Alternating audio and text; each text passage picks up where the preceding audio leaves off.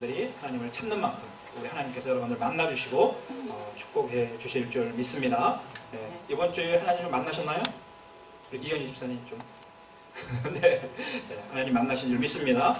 그리고 하나님 오셨는지 못 알아보는 사람도 있어요. 가끔 하나님이 오셨는데 누구시냐고 얼마나 하나님하고 가까이 안 했으면 그런 분들이 있겠어요. 또 우리 이번 사순절을 통해서 정말 하나님 그동안 숨어 계셨던 하나님이 우리 가운데 더 분명해지는 축복이 있기를 간절히 축원을 드립니다. 우리 옆에 계신 분들에게 하나님이 함께 하십니다. 임마누엘로 우리 축복하는 인사 나누겠습니다. 임마누엘, 임마누엘.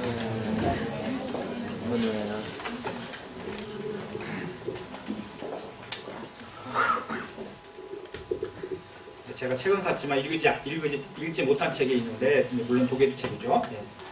수만 권이 있습니다. 읽지 않은 책이. 근데 그 중에서 데멘츠라고 하는 책을 제가 이제 샀는데, 물론 못 읽었어요. 그 말 아시죠? 근데 그걸 쓴 사람은 이제 그 아들이에요. 데멘츠에 걸리신 그 분의 아들입니다. 그 데멘츠에 걸리셨던 분이 누구냐면은 독일의 고전 어학자이고, 알트 필로로기였고, 문학 사학자였고, 리테라투어 히스토리커였고, 비평가였고, 또 이제 크리티커였고, 또 슈르트슈텔러였고, 또 위버데서였던.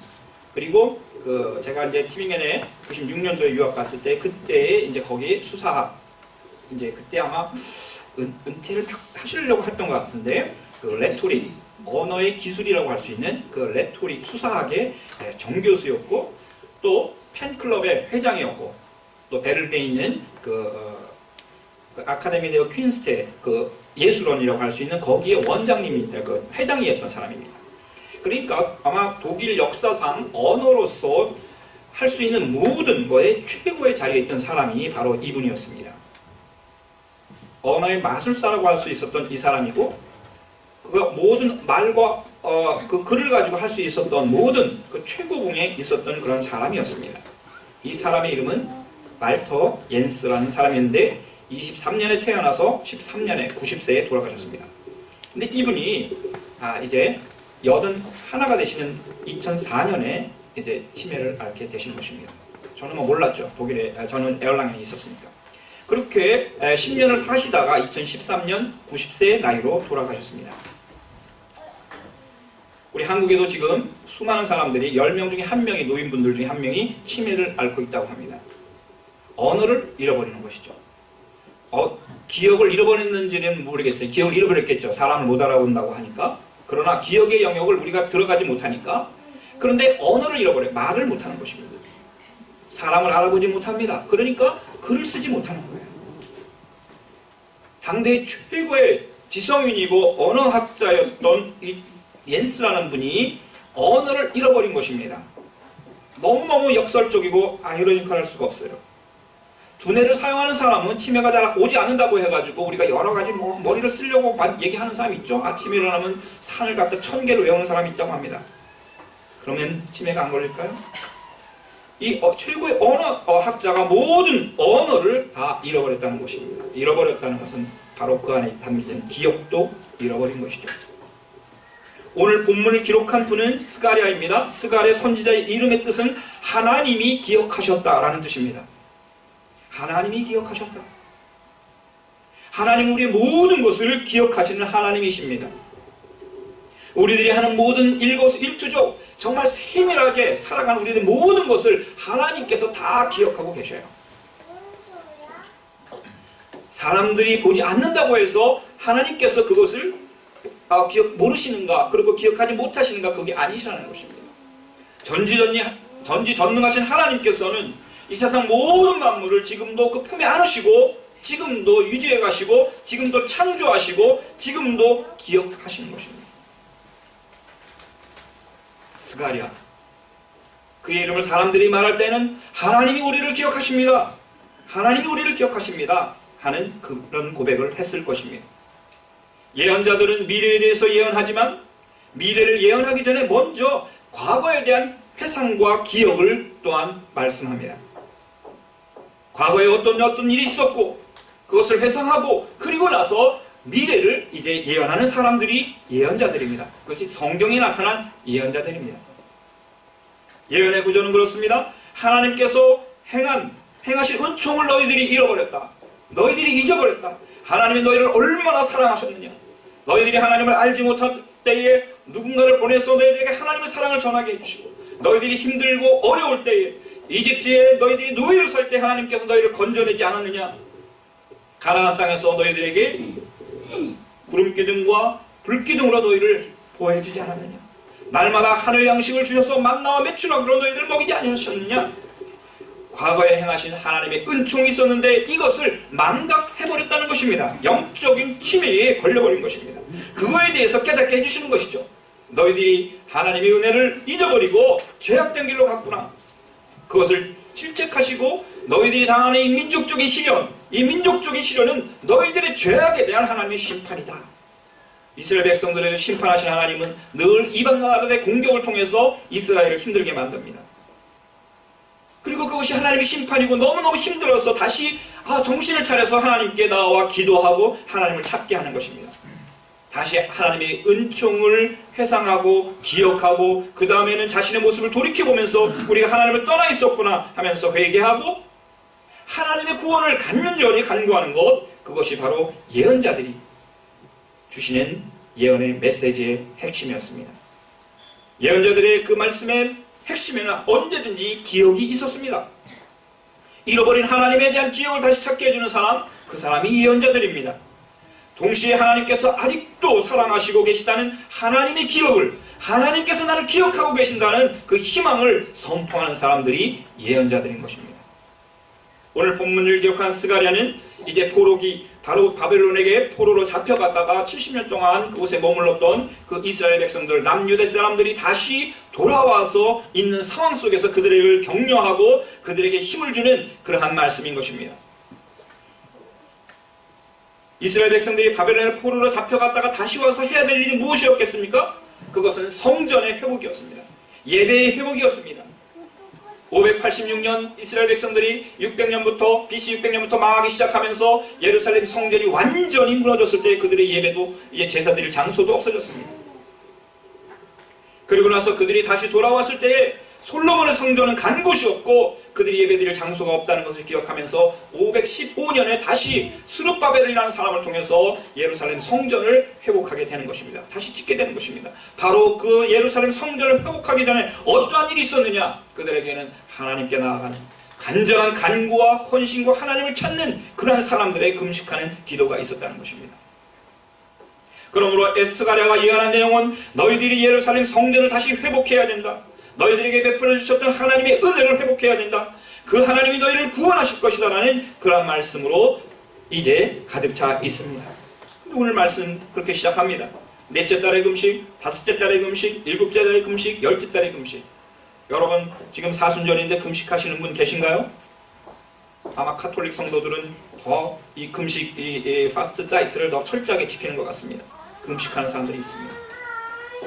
이스라엘 백성들이 금식을 한다는 것은 자기의 죄를 고백하는 것이고 자기들의 잘못을 하나님께 아뢰는 것인데, 그리고 그 죄가 바로 나의 죄라고 하는 것을 고백하는 것인데, 한 해에 여러분들 넷째 달, 다섯째 달, 일곱째 달, 열째 달 계속 금식을 하게 되면은 이분들이 얼마나 금식에 대한 그 억압 속에 있었겠습니까? 물론 하나님 앞에서 내 죄를 회개하는 것은 좋지만 음식을 먹지 않으면서 금식한다는 것은 쉬운 일이 아닙니다. 보통 일곱째 달 정도에 이제 했는데 오늘 본문에서 이렇게 금식을 한다는 것은 그들의 죄가 컸다는 것이고, 특별히 이들이 금식했던 이 금식의 그 내용에는 586년에 대한 기억의 금식이었던 것입니다. 586년은 이미 722년에 북이스라엘은 다 멸망해서 없어졌습니다. 하나밖에 남지 않은 그 강원도보다도 작은 조그만 땅, 남유대 땅이 이제 막 또 바벨론의 또 공격을 받아서 또 멸망할 상황이 있는 것이었습니다. 조국의 위기가 이렇게 엄중한 가운데 정말 이제 완전히 멸망을 당했을 때 그 시드기야 왕 마지막 그 왕이 너무 엄청난 죄를 짓고 하나님 앞에 나오지 않았기 때문에 하나님께서는 이제 더 이상 내가 참을 수 없다 해서 남유다를 완전히 지구상에서 이스라엘은 아브라함 때부터 있었던 1500년 넘게 있었던 그 나라를 완전히 사라지게 해버렸던 것입니다. 모세가 그렇게 에집트에서 탈출시켜서 이루었던 그 가나안 땅이 완전히 사라져버린 것입니다. 얼마나 치욕적이고 절망적인 그러한 상황이었겠습니까? 뭐 우리가 독일에 와 있으니까 우리 조국의 상황에서 제가 이 본문을 가지고 설교할 수는 없지만 우리 조국의 상황을 또 오버랩해서 우리가 보게 되는 것입니다. 무엇을 해야 할까? 그래서 그들은 시디기아갈 때문에 이스라엘 그 성이 멸망하는 것, 또 이스라엘 성전이 멸망하는 것, 그 다음에 포로로 잡혀가는 것, 예루살렘 성전 안에 있던 하나님께 예배드리던 그 거룩한 성물들이 다 바벨론으로 가져가게 되는 것, 이런 것들을 기억하면서 넷째 달, 다섯째 달, 일곱째 달, 열째 달 완전히 이스라엘이라는 나라가 없어지는 그날을 기억하면서 애통해하며 금식했던 것입니다. 이러한 애통 가운데 있는 이스라엘 백성들에게 오늘 스가랴 선지자는 BC 520년 다시 다 돌아온 다음에 그 허허 벌판과 같은 그 땅을 바라보면서 성전 자리에 성전이 없는 것을 바라보면서 그들에게 너희들 더 금식하라 이렇게 말씀하지 아니하시고 소망을 말씀하고 있는 것입니다. 유다 백성에게 기쁘고 즐겁고 유쾌한 절기가 될 것이다. 너희들의 금식이 바뀌어서 유다 백성에게 기쁘고 즐겁고 유쾌한 절기가 될 것이다. 놀라운 말씀입니다. 여러분들 금식이 바뀌어서 기쁨이 되는 그러한 은혜를 경험해 보신 적이 있습니까? 금식을 하다 보면은 또한 하나님 말씀을 묵상하다 보면은 하나님께서 원하시는 것은 그 금식을 통해서 내가 고통당하고 내가 애통해하는 것이 아니라 온전한 회복이라는 것을 기억하게 되는 것입니다. 하나님이 나를 얼마나 사랑하게 되었는가, 그리고 내가 얼마나 못된 사람이었던가를 기억하게 하면서 회개하게 되고 거기서 오는 하나님의 평강과 기쁨이 넘쳐나는 것을 기억하게 되는 것입니다. 회개는 패배가 아닙니다. 회개는 승리인 것입니다. 돌이키는 것은 하나님의 소망 안에 들어가는 것입니다. 그러므로 이스라엘 백성들 유다 족상을 향해서 너희들의 기쁨과 즐거움과 희락이 회복되는 축복의 절기가 될 것이라고 말씀하고 있는 것입니다. 우리 조국에게도 이러한 기쁨과 즐거움과 희락, 기쁨이 다시 회복되는 은혜가 있기를 간절히 바라고 있습니다. 그러나 그 사이에는 정말 온전한 회개, 온전한 돌이킴이 들어야 하는 것입니다. 그것을 다시 덮어버리라고 하면 그렇게 되지 않는 것이죠. 그런 가운데 우리 하나님께서 너희는 마땅히 성실을 사랑하고 평화를 사랑해야 한다. 이 개혁 성경, 이 세번역 성경인데 좀 의미가 약간 좀 흐려진 것 같습니다. 우리 개혁 성경은 오히려 너희는 진리와 화평을 사랑할지니라.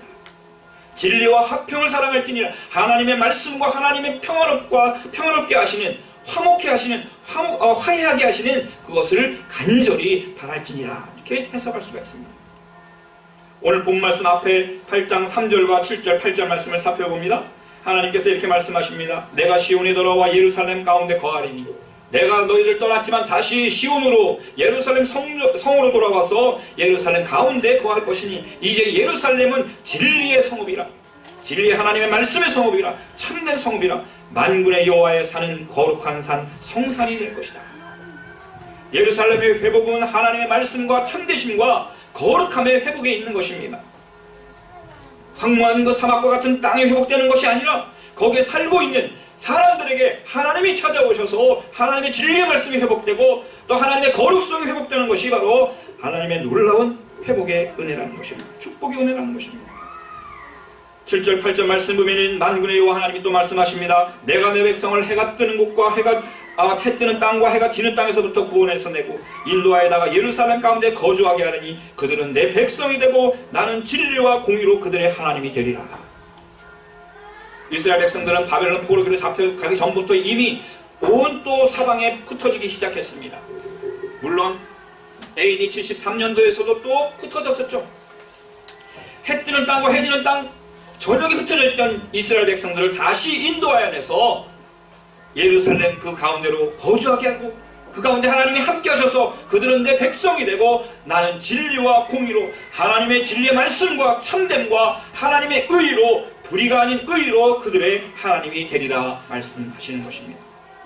이스라엘의 회복은 이처럼 하나님의 말씀, 하나님의 진리, 하나님의 참되심과 하나님의 거룩하신, 하나님의 정의, 하나님의 의로움으로 이루어지는 나라가 되는 것입니다.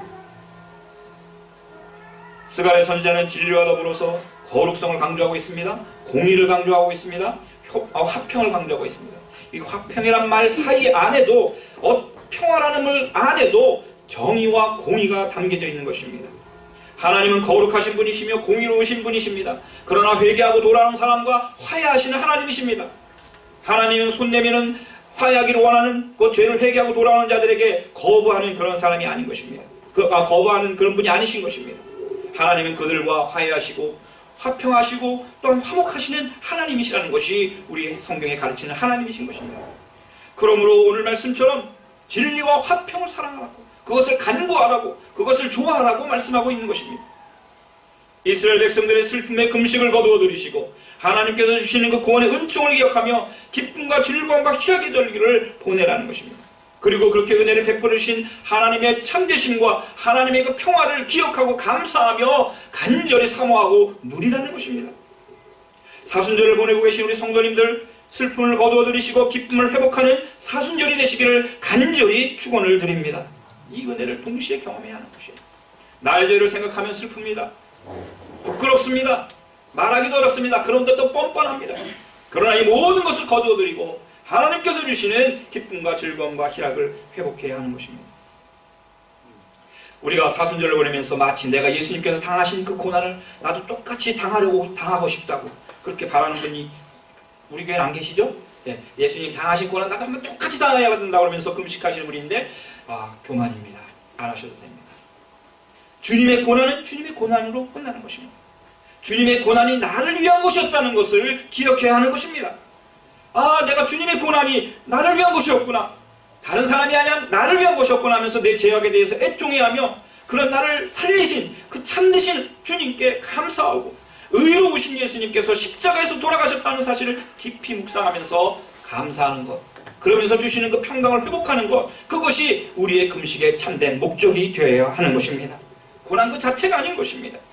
그래서 참되신 하나님, 나를 하나님과 화목하게 하시는 우리 예수님, 그 은혜를 내가 받았으니 내가 예수님을 너무너무 사랑합니다, 내가 너무 하나님을 사랑합니다는 이러한 사랑 고백이 영혼 깊은 곳에서 샘솟듯이 드려져야 하는 것입니다.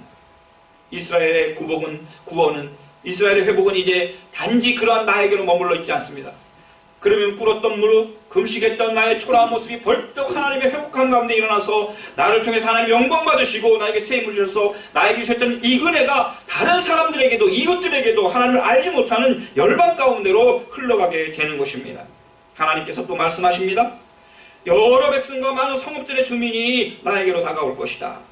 속히 가서 만군의 여호와를 찾자, 여호와께 은혜를 구하자고 간구할 것이라고 말씀하고 있습니다. 오늘 새 번역에서는 어서 가서 만군의 주님께 기도하고 주님의 은혜를 구하자, 이것이 이방 사람들이 그런 고백을 한다는 것입니다. 하나님을 알지 못한다고 우리가 무시했던 그 사람들, 나만이 하나님께 선택받은 사람이라고 생각했던 그 교만을 꺾어주시고 다른 성읍들이 오히려 내가 받은 그 의원의 은혜로 나도 가겠다고 할 것이라는 것입니다. 얼마나 놀라운 축복입니까?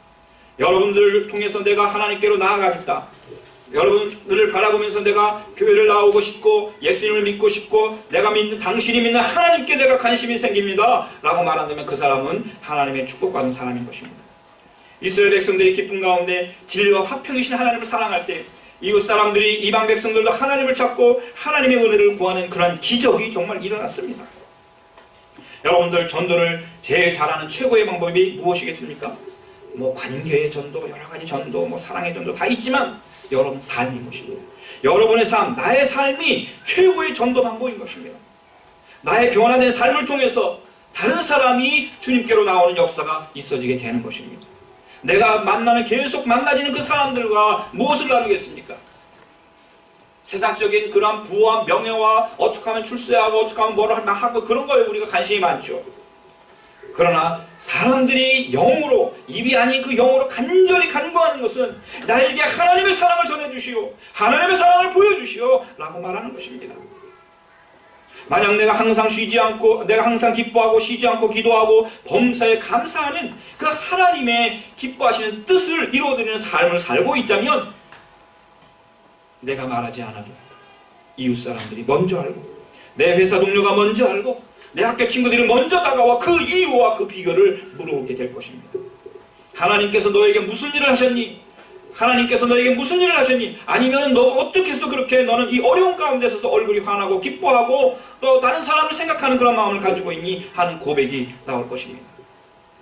이기적이고 나만을 생각하고 나를 위해서 다른 사람 희생하는 것, 얼굴 뻔뻔하고 거짓말하고 마음이 완악하여서 자기가 지은 죄도 모르는 그러한 어느 누구와 같지 않고 나의 슬픔과 절망이 어떻게 기쁨으로 소망으로 변화했는가를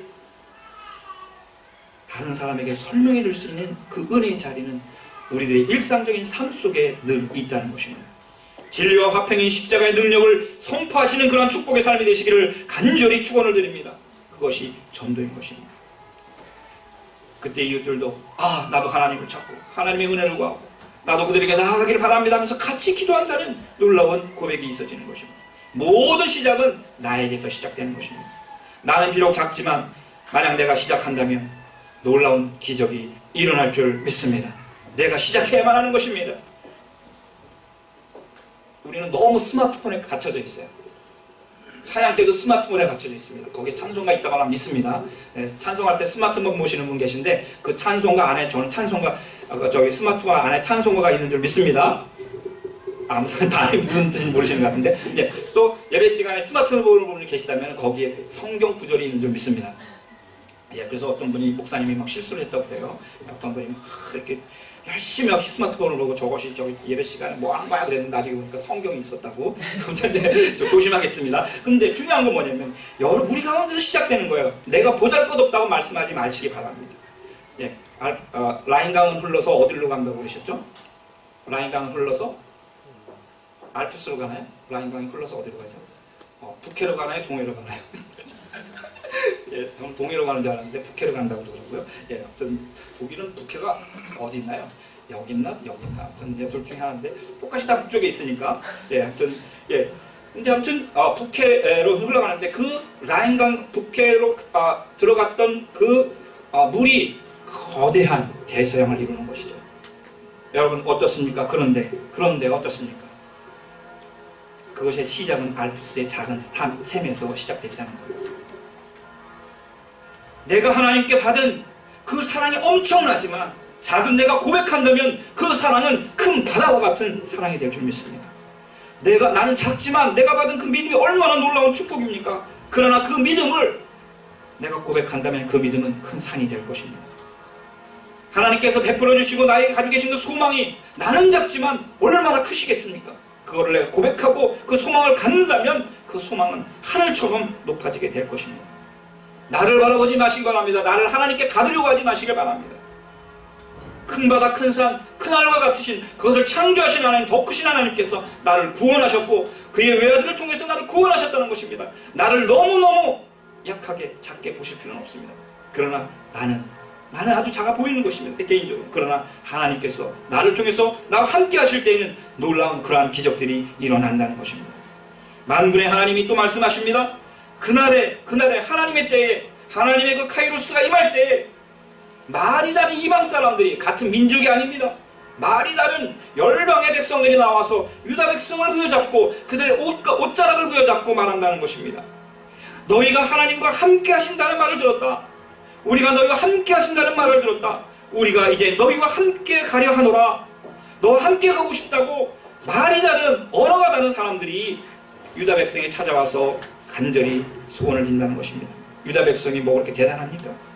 그들에게 하나님이 함께 하신다 하니 하나님이 함께 하신다 하니 우리가 너와 함께 가기를 원하노라 말하는 것입니다.